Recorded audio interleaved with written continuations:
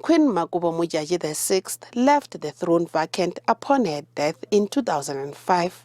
Queen Makobo was 27 years old when she died. The reigning queen left behind two offspring, Prince Lekokela and Princess Masalanabo. The princess was a few months old when her mother died. When Princess Masalanabo turned 10 in 2016, the Balobedu queenship was officially recognized by government. The late queen's brother, Prince Modjadji, was then appointed regent. The presidency has now issued Princess Masalanabo with a certificate of recognition as Queen of the Balobedu nation. The princess' former foster parent and current chief counselor of her queenship, Makobo Modjajdi, says the princess was overjoyed when she got the certificate. The Balobedu royal nation are over the moon, very excited, because now is the time for the 19-year-old queen to unite her people, regardless of tribal or ethnic origin, to build a big, great Balobedu nation. In May 2021, the regent, Prince Modjadji, and his royal council announced that they would be recommending Prince Lekokela's name to the presidency for the throne. At the time, they stated that they had no access to Princess Masalanabo over the years. In October 2022, the regent and his council performed a traditional installation ceremony for the prince. Court battles for the throne then ensued. The latest court challenge was withdrawn a few months ago. Princess Masalanabo's chief counselor says their focus is now on rebuilding the Balobedu nation.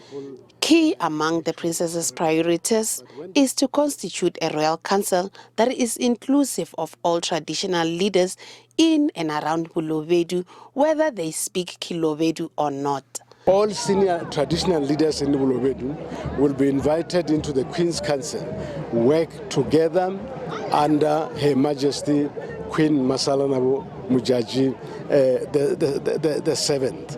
And she has instructed us, as we are here, to say that now is the time for unity, development, and care of the most marginalized, who are women, youth, children, and people with a disability. So we have been instructed to all now roll our sleeves and get back to work. Some residents of Balobedu have welcomed the announcement. We have long been waiting for this. I even shed a tear when the president gave her the certificate. We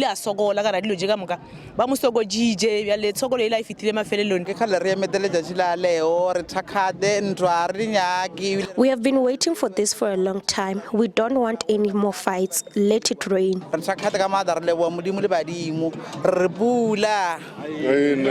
The princess also plans to focus on assisting the destitute in her community. Her mother, Queen Makobo, had a house at Hakapani.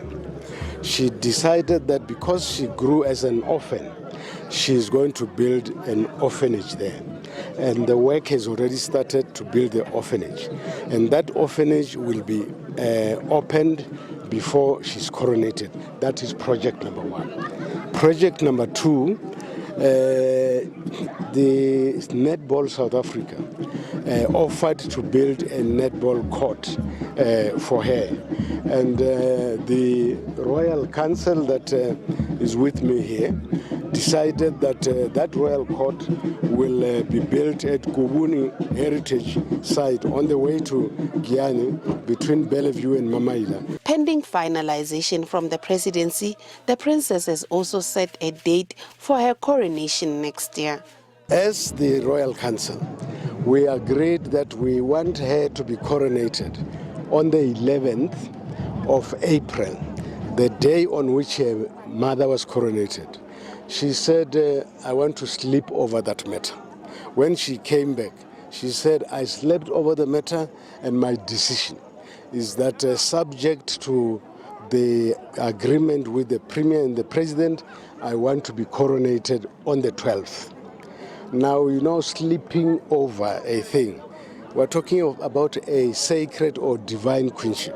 I guess she was consulting with the ancestors, and the ancestors agreed with her that she must not be coronated on the 11th of April, but on the 12th of April. So we will persuade the Premier and the President to coronate her on that day. The Limpopo Department of Cooperative Governance and Traditional Affairs has signed off on a letter halting all financial benefits to the regent. And it would appear another court battle is afoot, as the Modjadji Royal Council will be challenging the president's decision to issue the president with a recognition certificate.